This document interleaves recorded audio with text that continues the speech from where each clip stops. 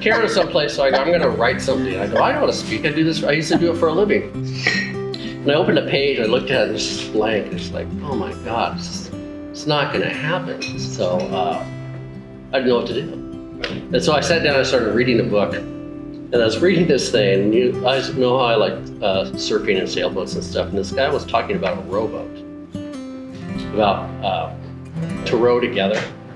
So there's an analogy of rowing a boat together, two people rowing it together. And he goes, it requires constant, quiet communication,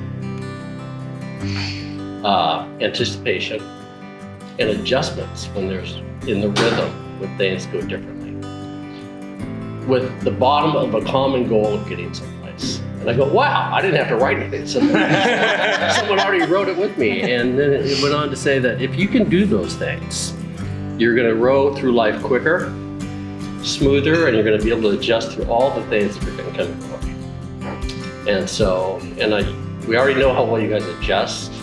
You're already doing really well. And so I don't worry about that. It's just something to keep in mind on a day-to-day basis. And we're proud. I've had 2 sons and now I've got 2 daughters, and our family is growing. And here's to it continuing to grow. And I'm just thankful, like Andy, that we're all here together,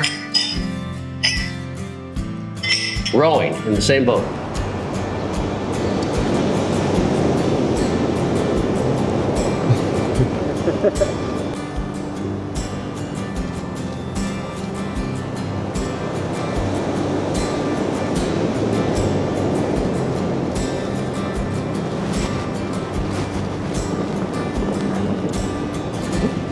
Hi.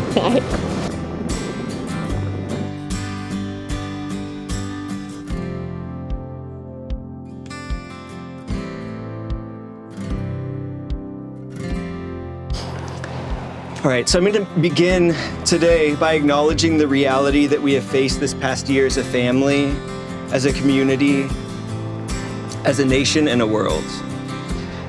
The moment in history that we are emerging from is defined by a global pandemic and is marked by grief and hardship. But neither grief nor hardship has any foothold in this brightest of days, the most important day of Kristi and Jackson's lives. The reason why I ask that we acknowledge our hardship is because against its backdrop, we're able to see with great clarity just how brilliant and beautiful this marriage is.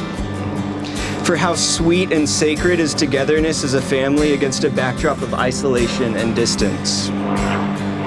And how rich are the gains of joining of these 2 lives against a backdrop of loss. This marriage and its special day, marked in history, April 3rd, 2021, cut through the darkness with brilliant light. So UCLA is where Kristi and Jackson's story began, so it's fitting that UCLA's crest or seal, that we mentioned that its banner reads, "Let there be light."